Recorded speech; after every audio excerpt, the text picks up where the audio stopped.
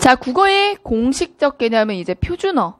그쵸? 그래서 국어라는 거 한 나라의 국어라고 부를 때에는 표준어를 국어라고 부르고요. 공식적으로 사용하는 언어를 국어라고 부릅니다. 자, 그 다음에 갈래. 자, 갈래를 우리가 네 수로 지금 나눠놨는데, 자, 어디서부터 왔느냐에 따라서 고유어 외래어로 나누고. 그렇죠? 고유어 외래어. 그 다음에 이것의 쓰임의 분포에 따라서 표준어, 방언 이렇게 나눕니다. 자, 그럼 고유어 외래어 같은 경우는 외래어 안에 어떤 개념이 있냐 하면 귀하어 차용어가 또 있어요.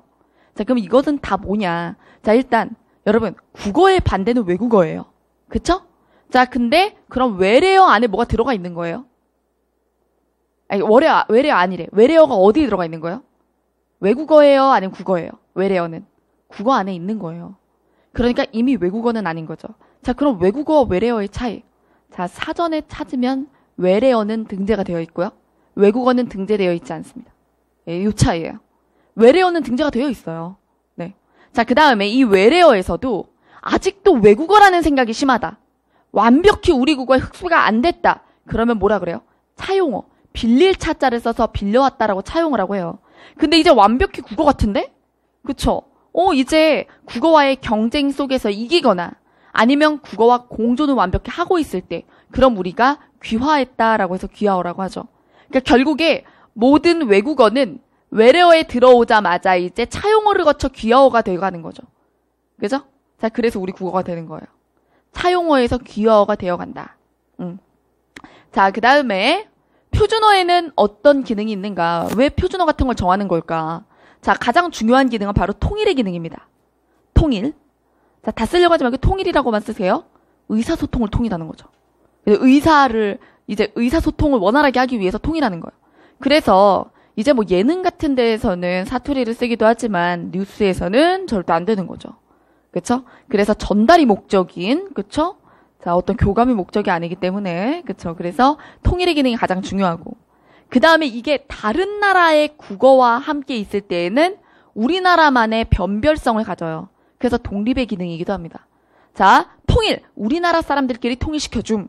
독립. 다른 나라 말과 구별시켜줌. 그죠? 자, 그 다음에 우월의 기능은 우리가 조금 공감하기 어려울 수 있으나, 자, 표준어의 그 규정 안에 뭐라고 되어 있어요? 표준어는 교양 있는 사람들이 두루 쓰는 현대서울말 이렇게 나온단 말이에요. 그러니까 그 부분의 교양이라는 부분이 우월의 기능에 들어가는 거죠. 자, 그 다음에 준거의 기능, 이거는 한마디로 요걸 기준 삼는다. 이런 얘기입니다. 그래서 이것을 모든 교과서와 그쵸 공식적인 석상에서의 언어로 기준 삼겠다라는 것이 준거입니다. 네. 자, 그 다음에 이제 방언이 있죠. 근데 방언이 우리가 생각하는 사투리만 있는 게 아니에요. 지역 방언이 사투리죠. 근데 우리가 알고 있는 방언하면 얘인데 얘 말고도 사회 방언이 있고 은어 그리고 비어 속어라는 개념이 있어요.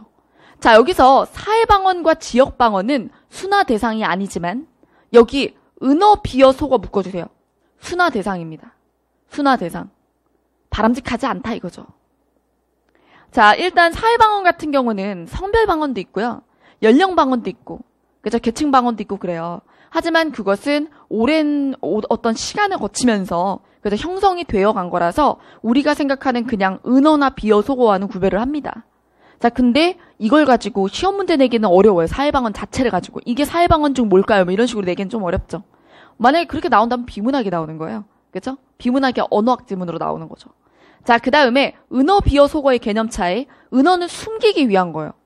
숨기기 위해서 언어를 사용했기 때문에 그 언어의 본래의 기능을 훼손시킨 거죠, 사실은. 끼리끼리 암호화해서 얘기를 하는 겁니다. 자, 그 다음에 비속어는 우리가 합쳐서 비속어라고도 하잖아요.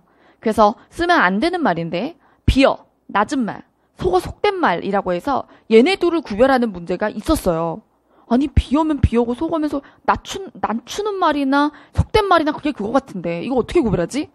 자, 이걸 구별하는 포인트. 자, 비어는요 상대방에게 불쾌감을 줍니다. 자, 그런데 속어는 오히려 이 속어를 함께 사용한다는 점에서 친밀함을 가질 수가 있어요. 속된 표현인데 그래서 속된 표현은 대화의 탄력성을 위해서 좀 사용이 돼요. 속되지만 재미를 위해서 쓴다는 거죠. 하지만 비어 같은 경우는 상대에게 모멸감을 주는 게 목적이에요. 자, 그래서 뭐 예를 들어 주둥아리 좀 뭐 이런 식으로 얘기해서 그쵸? 자, 뭐 아니면 대가리가 뭐 이런 식으로 해서 상대방에게 그렇게 뭐 사람에게 쓰면 안 되는 그 동물의 신체 부위에나 쓰는 그런 말을 막 썼어요. 그럼 비어져. 상대방은 불쾌감을 느끼고, 오, 너 대가리 정말 크다. 자, 이렇게 막 얘기하면, 네가 고개를 돌리니까 선풍기 돌아가는 것 같아. 막 이러면서, 그쵸? 자, 어쨌든 기분이 나쁠 거예요. 자, 대가리라고 있기 때문에. 그쵸? 머리가 큰 건 사실인데 대가리가 싫어서. 자, 이런 거는 비어고, 자, 속어는 이런 거죠. 너 이것 좀 가져왔어? 라고 얘기할 때 이 표현 많이 하잖아요.